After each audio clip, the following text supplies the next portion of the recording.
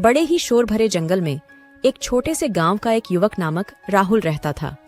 राहुल का सपना था कि वह अपने गांव का नाम रोशन करेगा और एक दिन वह बड़ा आदमी बनेगा। राहुल की कड़ी मेहनत और ईमानदारी ने उसे गांव वालों के बीच लोकप्रिय बना दिया था। एक दिन उसे गांव के सरपंच ने एक महत्वपूर्ण काम के लिए बुलवाया। सरपंच ने राहुल से कहा, राहुल, हमारे गांव के पास एक अनजान रास्ता है जो गुहार देता है, लेकिन कोई भी उसमें नहीं गया है। तुम्हें उस रास्ते की जांच करनी होगी और हमें बताना होगा कि वह कहां जाता है। राहुल ने सरपंच की सुनी और उसने तुरंत अपना बैग लेकर रास्ते की ओर रुख किया। वह बहुत ही गहरे जंगल में चला गया, जहां का मौसम भी बदल रहा था। सफलता की ख्वाहिश में राहुल ने अगले कुछ दिनों में जंगल का सबसे अच्छा अनुसंधान किया। एक दिन उसने एक पुराने मंदिर को खोजा जो गहरे जंगल में छिपा हुआ था। मंदिर का दरवाजा खुला हुआ था और अंधकार से भरा हुआ था। राहुल ने धीरे से मंदिर के अंदर कदम रखा और उसने देखा कि एक छोटा सा पुस्तक रखा हुआ है।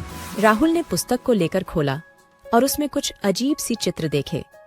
वह चित्र बड़े ही पुराने घटनाओं को दिखा रहे थे और चित्रों के साथ लिखे गए विचार उसे हैरान कर देने वाले थे।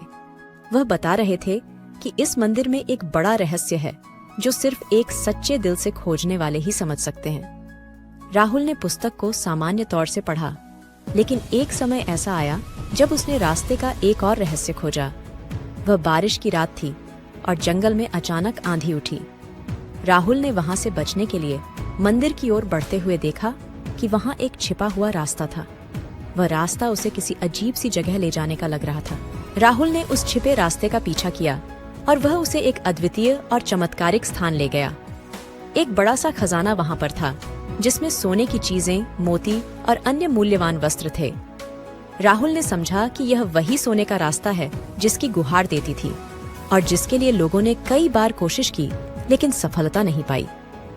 राहुल ने वह सारे समय का इंतजार किया था और वह खुद को बड़ा सिद्धांतिक और समझदार बताता था। उसने सोचा कि खजाने को सरपंच के साथ साझा करने का सही समय आ गया है, ताकि सभी गांव वालों को उसका हिस्सा मिल सके। एक रात वह गांव में सभी को बुलाकर उन्हें खजाने का राज बताने के लिए तैयार हुआ।